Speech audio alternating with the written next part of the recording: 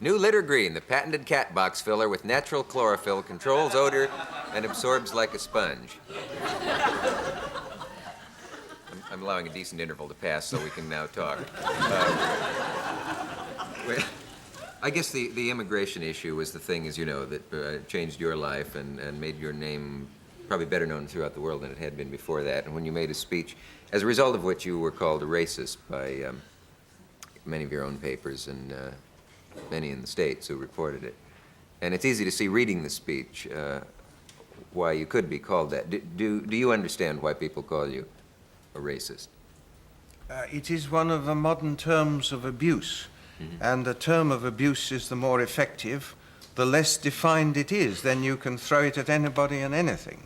Mm-hmm. But I find this word race very irrelevant in the British context. Indeed, it's rather a word which we've borrowed from America, because in the States, the term race simply means Negro or non-Negro. Now, that, of course, is the form in which this sort of conflict or potential conflict primarily presents itself in the United States. But that's a very different background, a very different origin from the problem which we have here. I wonder if you'd allow me a minute or two to sketch in the background here in Britain, because it is unique in the world, and one gets it wrong if one imports ideas from anywhere else. Mm-hmm. You've got to go back to the fact that alone of all the countries in the world, we never had a definition of ourselves. There was never such a thing as a United Kingdom citizen. Unlike the United States, which has its own citizenship, France, Germany, we never had that. We were British subjects. We were subjects of the king or the queen, as the case might be. Consequently, as the British dominions expanded, automatically, everybody was born in or belonged to any part of the British dominions, hundreds of millions of human beings, were all British subjects. And in the law of this country, there was never any distinction between one British subject and another. There was no way of labeling the British subject who, if I may use the word, belonged to this country.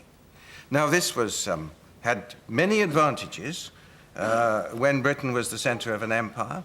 And if the numbers from the rest of the empire who availed themselves of this identification remained small, then no problem arose. But the rest of the empire had its own citizenships. An Englishman wasn't allowed to go and settle in India or Jamaica. On the contrary, they had their own very strict demarcations and definitions. And now, after the Second World War, there was a big technical revolution that took place, and that was air travel, which made the movement of masses of people from one continent to another possible on a scale which had never been contemplated before. As a result of that, there moved into the United Kingdom growing numbers of British subjects from the rest of the, well, it was by now the Commonwealth, it had ceased to be the empire, who had no other connection than that with this country, with the United Kingdom. Now, it wasn't that this was asked for. It wasn't that these people were brought in as labor, like the movement of labor on the continent. It happened because without a major change in our law, it couldn't be prevented. Indeed, it couldn't be seen. You see, we actually don't know how many came in, because if they're all British subjects, you only counted, well, you didn't count British subjects.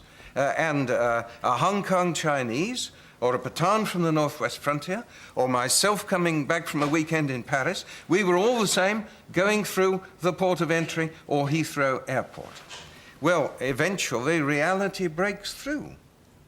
And in 1962, at last, the law was changed so as to make a difference between the British subjects who belong to this country and those who don't.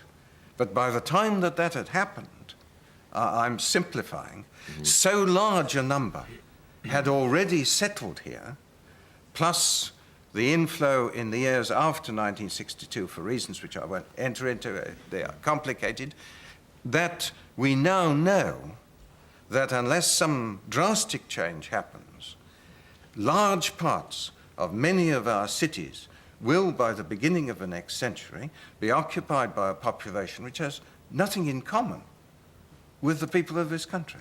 Now, I've defined the problem. Yes. That all sounds reasonable. I think the... It is reasonable, you know. Well, it also sounds reasonable. The thing is that I think in reading the speech, it's obvious that many of the examples that you chose to illustrate the problem were much more pungent, if you'll pardon the expression. I mean, yes. You talked about a lady in a small town who had excrement shoved yes, through her letterbox that's right. by black people Now, and we that sort of must thing. here have the context And, to that speech. Yeah. That speech was made 2-3 days before the Conservative opposition had decided to oppose a race relations bill. And the reason that we were going to oppose it was that it would do more harm than good. And it would do more harm than good because the danger to race relations, basically, was the fear of the indigenous population, of the growing numbers and growing influx of immigrants. And it was that fear which was the reason why that bill, we believed, and all believed, would do more harm than good. That, as the member representing one of the places primarily affected, I set out to illustrate and to explain to parts of the country that had no knowledge of it in that speech. So that's the context of that speech. I was making that speech against a bill which the Conservative Party as a whole opposed. And I was saying, you know, it isn't really, the danger lies not so much in discrimination against the immigrant. It lies in the fear which increasing numbers inspire in the minds, and not surprisingly and not unnaturally, of the population here. That was the message. But do you still have any question in your mind as to what in the speech caused such manifestations afterwards as if you want a nigger for a neighbor, vote Labour? No. That phrase was used long before. It was never used in connection with our speech. That phrase dates back to the 1964 election, if not earlier. But of course, there was a terrific explosion of relief that at last somebody had drawn attention. Not we now know to the full dimensions, for I underestimated the numbers in that speech, but at any rate to what were then thought to be the full dimensions of the problem. And people who had watched year after year, particularly in the areas concerned, something happening which was altering their lives, but nobody apparently caring, nobody referring to it, nobody worrying about it.